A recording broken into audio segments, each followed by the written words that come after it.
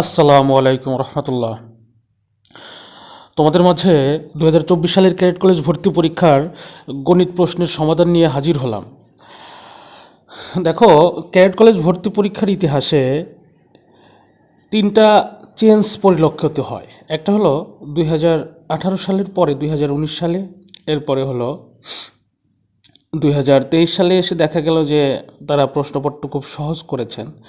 এরপরে 2024 সালে এসে দেখা যায় যে নতুন কারিকুলাম অনুযায়ী যে প্রশ্নপত্র করা হলো এটা একদম নতুন বইকে ঘিরেই, অর্থাৎ ক্যাডেট কলেজ ভর্তি পরীক্ষার যে তারা প্রশ্নটা করতো, যে স্ট্যান্ডার্ডটা ছিল সেখান থেকে তারা একটু সরে এসে নতুন কারিকুলাম অনুযায়ী একদম নতুন বইয়ের ভিত্তিতে কিন্তু তারা প্রশ্নটা করলো। এবার দেখো, এবার গণিত টোটাল 12টা প্রশ্ন দেওয়া হয়েছিল। এই 12টা প্রশ্ন তোমার টোটাল হলো 100 মার্ক। এই প্রত্যেকটা অঙ্কই কিন্তু নতুন বইকে ঘিরেই। দেখো যে ব্যাপারটা, এই তোমাদের এখন এইবার তোমাদের 12টা প্রশ্ন আসছিল, তার মধ্যে এখন আমি তোমাদের এই প্রশ্নটা সলভ করাবো। দেখো, বলছে 1 নম্বর প্রশ্ন ছিল যে চিত্রটির ক্ষেত্রফল গ্রিডের মাধ্যমে নির্ণয় করো। অর্থাৎ এই গ্রিডের মাধ্যমে তুমি যে একটা চিত্র দেওয়া আছে, পাতার চিত্র, এই চিত্রটার তুমি কি করবা, ক্ষেত্রফল নির্ণয় করবা। একটু খেয়াল করে দেখো, এই অঙ্কটা কিন্তু তোমার মূল বইয়ের 30 পৃষ্ঠার গ্রিডে পাতার পরিমাপ পদ্ধতি অঙ্ক থেকে এই অঙ্কটা দেওয়া হয়েছে। তাহলে দেখো যে আমরা দেখতে পাচ্ছি যে দেওয়া আছে প্রতিটি ঘরের ক্ষেত্রফল কিন্তু এই 1 বর্গ সেন্টিমিটার, অর্থাৎ দৈর্ঘ্য হলো 1 সেন্টিমিটার, প্রস্থ হলো 1 সেন্টিমিটার। তাহলে প্রতিটি ঘরের ক্ষেত্রফল কিন্তু 1 বর্গ সেন্টিমিটার। পাতাটি সম্পূর্ণ ঘরকে ঢেকে রেখেছে এমন ঘরের সংখ্যা আছে হলো, এখানে আমরা গুণে পেলাম হলো 16টি, এবং এর ক্ষেত্রফলও কত হবে, 16 বর্গ সেন্টিমিটার হবে। এবং পাতাটি গ্রিডের আংশিক ঢেকেছে এমন ঘরের সংখ্যা 16টি। আংশিক ঘরগুলোর প্রতিটির ক্ষেত্রফল আমরা 0.5 সেন্টিমিটার ধরে নিয়েছি। অতএব আংশিক ঘরগুলোর মোট ক্ষেত্রফল তাহলে হবে 16 গুণ 0.5, অর্থাৎ 8 বর্গ সেন্টিমিটার। এরপরে দেখো, তাহলে আমরা পাতাটির আপাত ক্ষেত্রফল কত পাবো। একটু খেয়াল করে দেখো যে পাতাটির আপাত ক্ষেত্রফল হবে হলো আমাদের এই যে আমরা 16 এবং 8 যোগ করলে আমাদের হবে 24। তাহলে আমাদের অ্যান্সার হবে পাতাটির আপাত ক্ষেত্রফল 24 বর্গ সেন্টিমিটার।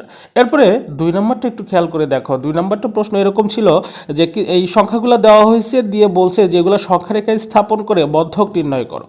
তাহলে দেখো যে ব্যাপারটা আমরা এইভাবে সমাধান করব যে উপাত্তগুলোকে মানের ঊর্ধ্বক্রমে সাজিয়ে সংখ্যারেখায় স্থাপন করে মধ্যক নির্ণয় করা হলো। দেখো, আমরা মানের ঊর্ধ্বক্রমে সাজাচ্ছি 4 থেকে একদম 15 পর্যন্ত।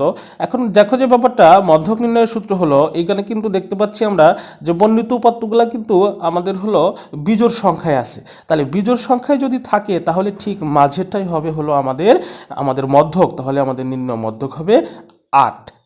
এরপরে 3 নম্বরে দেখো, প্রশ্নপত্রের এবং উত্তরপত্রের ক্ষেত্রফলের পার্থক্য নির্ণয় করা। অর্থাৎ তোমাকে যে ক্যাডেট কলেজ ভর্তি পরীক্ষার যে প্রশ্নপত্র দেওয়া হয়েছিল এবং তোমাকে যে উত্তরপত্র দেওয়া হয়েছিল, সেই প্রশ্নপত্রের ক্ষেত্রফল এবং উত্তরপত্রের ক্ষেত্রফলের মধ্যে তোমাকে পার্থক্য নির্ণয় করতে হবে।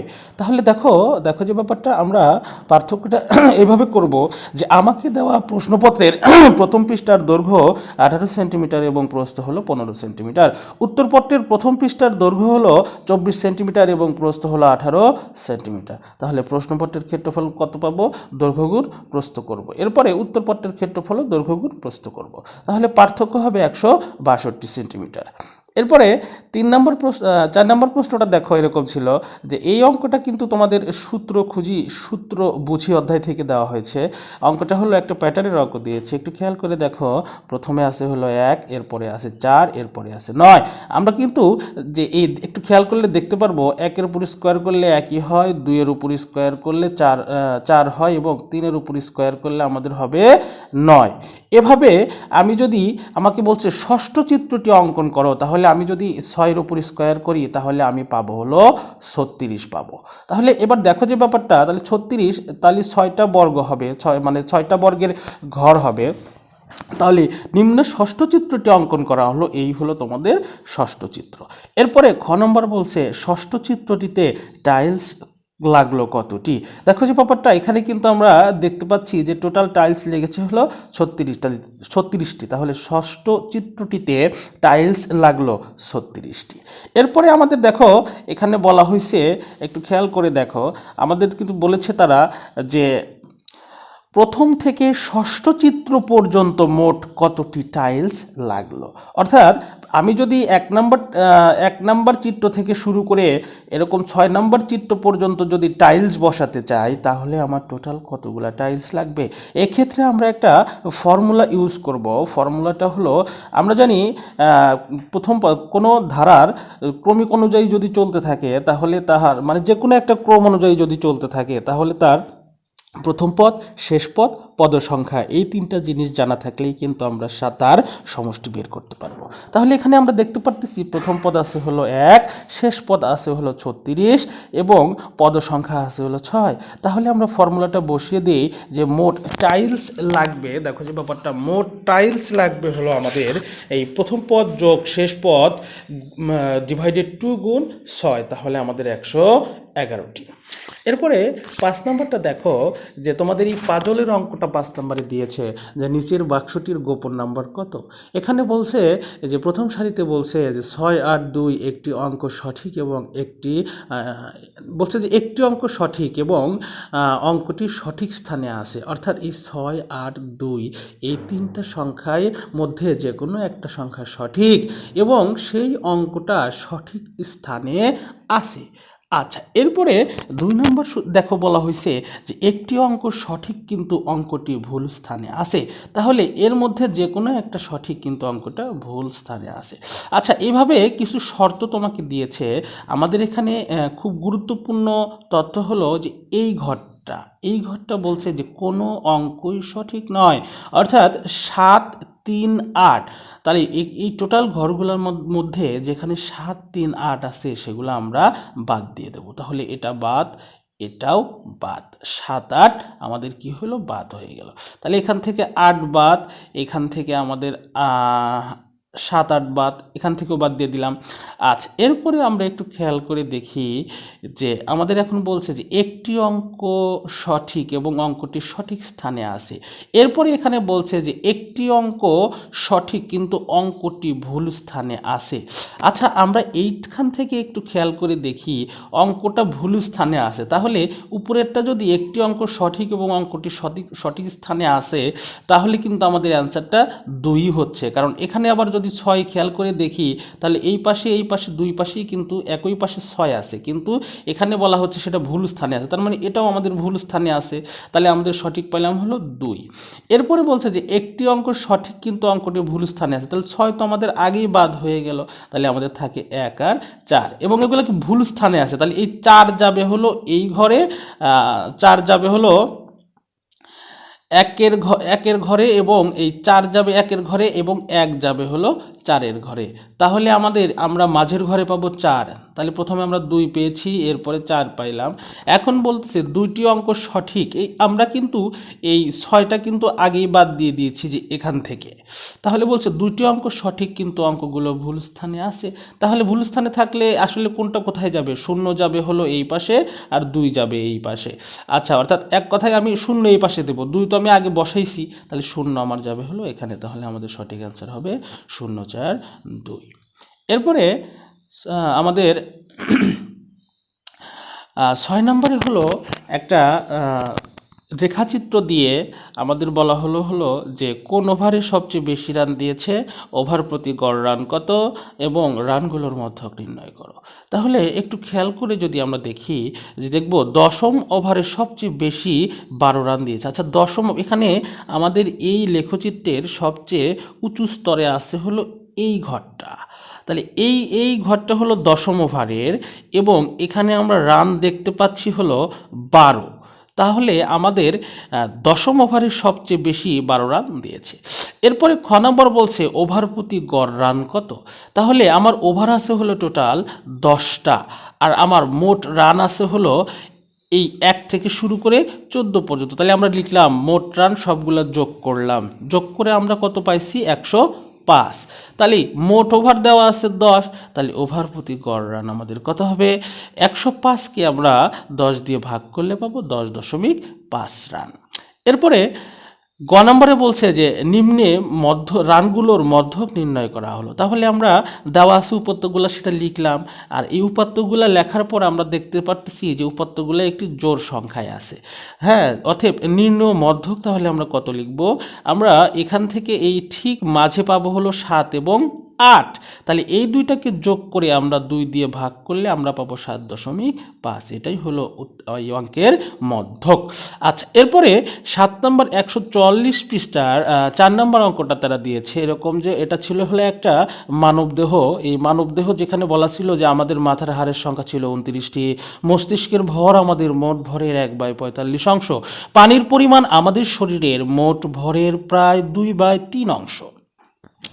এখন দেখো যে ব্যাপারটা, এই অঙ্কগুলো কিন্তু খুবই ইজি, মানে এই ক্যাডেট কলেজ ভর্তি পরীক্ষার ইতিহাসে এইবার মনে হয় একদম ইজি প্রশ্ন করেছে, মানে এতটাই ইজি হয়েছে প্রশ্নটা যে মানে এবার কাটমার্ক কিন্তু মোটামুটি একটু তুলনামূলক বেশি লাগবে, কারণ প্রশ্নটা খুব সহজ হয়েছে। অনেক স্টুডেন্টদের সাথে কথা বলে দেখলাম যে এমনও আছে যে সে কারেক্টই করেছে 270 মার্ক, এবং একজন বলল যে তার কারেক্ট হয়েছে 285 মার্ক, অর্থাৎ সে যা লিখেছে তাতে সে 285 মার্ক পাবে এমনটাই সে প্রত্যাশা করছে। তাহলে সেদিক থেকে যদি বিবেচনা করা হয় তাহলে দেখা যাচ্ছে যে এবার আসলে চান্স পাওয়ার জন্য মোটামুটি একটা বড় রকমের মার্কই লাগবে তাকে যদি একটা সিট নির্ধারণ করতে হয়। আচ্ছা, দেখি আমরা এই অঙ্কটা বলছে যে তোমার মস্তিষ্কের ভর কত কেজি। এরপরে খ নম্বর বলছে মাথার হাড়ের সংখ্যা তোমার মোট হাড়ের সংখ্যার 29/206 অংশ হলে তোমার মোট কতগুলো হাড় আছে। এরপরে গ নম্বর বলল সুস্থ থাকার জন্য তোমার শরীরে কত কেজি পানি থাকা প্রয়োজন। আসো একটু খেয়াল করে আমরা অঙ্কগুলা দেখি। দেখো, এই আমার ক নম্বরে কিন্তু বলেছিল এরকম, আচ্ছা আমি একটু দেখি 7 নম্বর, আচ্ছা এই যে 7 নম্বরের ক হলো এটা যে মানুষের মস্তিষ্কের ভর হলো মোট ভরের 1/45 অংশ, এটা দেওয়া আছে। আচ্ছা, এখন আমি যেহেতু ষষ্ঠ শ্রেণীতে পড়ি, তাই আমি ধরে নিলাম যে আমার ভর বর্তমানে 45 কেজি, তাহলে আমার মস্তিষ্কের ভর আসলে কত হবে? তাহলে 35-এর 1/45 ক্যালকুলেশন করলে 1 কেজি হবে। এরপরে বলছে যে তোমার যে মোট হাড়, অর্থাৎ তোমার মাথার যে হাড় আছে সেটা তোমার মোট হাড়ের সংখ্যার 29/6 অংশ হলে তোমার হাড়ের সংখ্যা আসলে কত আছে। তাহলে আমি লিখলাম যে ধরি আমার হাড়ের সংখ্যা হলো XT, তাহলে শর্ত মতে এই এক্স এর 29/206 কিন্তু সমান সমান 29, তাহলে ক্যালকুলেশন করলে আমরা পাবো 206টি। তাহলে উত্তর আমাদের অ্যান্সার হবে এটা কত? 206। এরপরে গ নম্বরে বলেছে যে তোমার শরীরে কতটুকু পানি থাকা প্রয়োজন যদি তোমার শরীরে তোমার 3/2 ভাগই কী হয়? পানি হয়। তাহলে আমার শরীরে ভর কিন্তু 45 কেজি, তাহলে আমার শরীরে মোট পানি থাকতে হবে 45 এর কত? 2/3 কেজি, অর্থাৎ 30 কেজি। এরপরে 8 নম্বরে দেখো এরকম একটা অঙ্ক দিয়েছে যে চিত্রটি খেয়াল করো, চিত্রটি একটি চৌবাচ্চার যার কয়েকটি স্তর আছে। এখানে আমরা দেখতে পাচ্ছি যে 10টা স্তর রয়েছে। প্রথমে 3টি স্তর ভরা হলো। প্রথমে তুমি এই 1টা 2টা 3টা এই 3টা স্তর তুমি কি করছো? ভরছো।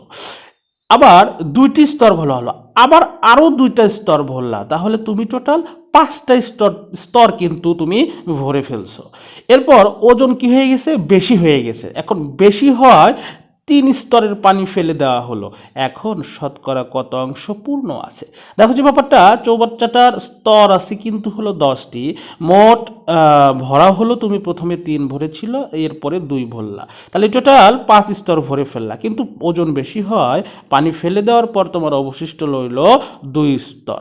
এখন তাহলে এই 2 স্তর মোট স্তরের শতকরা কত অংশ? এইটাই অ্যান্সার তোমার থেকে চাওয়া হয়েছে। তাহলে একটু খেয়াল করে দেখো যে ব্যাপারটা আমরা আসলে এটা আমি একটু দেখাচ্ছি। এটা হবে হলো, এটা কি মিসিং মনে হচ্ছে। আচ্ছা, আচ্ছা দেখো যে ব্যাপারটা, তাহলে তুমি এই চৌবাচ্চাটির স্তর আছে 10টি, মোট তুমি লিখলা 2 স্তর। তাহলে এবার দেখো যে এখন পূর্ণ আছে, তাহলে এখন পূর্ণ আছে কতটুকু পূর্ণ থাকবে, তাহলে 10-এর পূর্ণ আছে 2, তাহলে 100-এর কত, তাহলে তুমি ক্যালকুলেশন করলে পাবা 20%। এইটাই হলো তোমার এই অঙ্কের অ্যান্সার।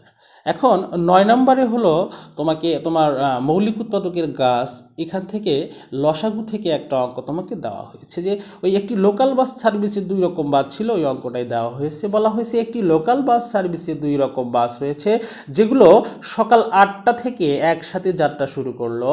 প্রথম ধরনের বাসগুলো প্রতি 15 মিনিট পর পর ছেড়ে যায় এবং দ্বিতীয় ধরনের বাসগুলো প্রতি 20 মিনিট পর পর ছেড়ে যায়।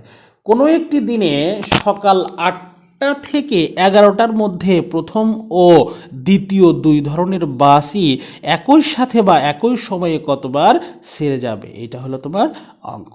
এখন দেখো যে ব্যাপারটা, আমরা 15 এবং 20-এর লসাগু যত হবে তত মিনিট পর পর বাস দুটি একত্রে ছেড়ে যাবে। তাহলে 15 এবং 20-এর লসাগু আমরা পেয়েছি 60, তাহলে 60 মিনিট, আর আমরা জানি 60 মিনিট সমান সমান 1 ঘন্টা, লিখে নিলাম।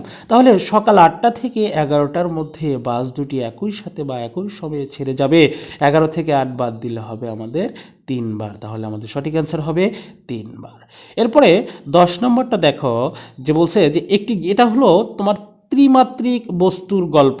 দেখো আমি কিন্তু তোমাদের বলেছিলাম আবার একটা সাজেশনমূলক ভিডিও আছে, দেখো ওখানে আমি প্রথম কথাই বলেছিলাম যে এবার আমার যা মনে হচ্ছে যে তোমাদের নতুন কারিকুলামের যে 2024 সালের বই, এই বই থেকেই 100% মার্ক তারা ক্যারি করবে ইনশাল্লাহ। আমার সেই কথাটা কিন্তু আসলে কাকতালীয়ভাবে মিলেও গেল। দেখো যে এবার প্রশ্নটা কিন্তু টোটাল নতুন বই থেকেই 100% তারা কভার করেছে। তো ক্যাডেট কলেজ ভর্তি পরীক্ষা আসলে এখন দেখো যোগ্যতা ভিত্তিক, দক্ষতা ভিত্তিক, তোমার আসলে জ্ঞানটা গরিমাটা ওইভাবেই জানতে হবে, নতুন সিলেবাসের আলোকে তোমাকে আগাতে হবে। হ্যাঁ, আর এইভাবে করেই তুমি কিন্তু পরীক্ষায় দিয়েছো। আশা করি সবাই ভালো করবে, এই প্রত্যাশা সবার জন্যই রইল। দেখো 10 নম্বর প্রশ্ন এখানে বলছে একটি গিফট বক্সের দৈর্ঘ্য 24 সেন্টিমিটার, প্রস্থ 12 সেন্টিমিটার এবং উচ্চতা 8 সেন্টিমিটার।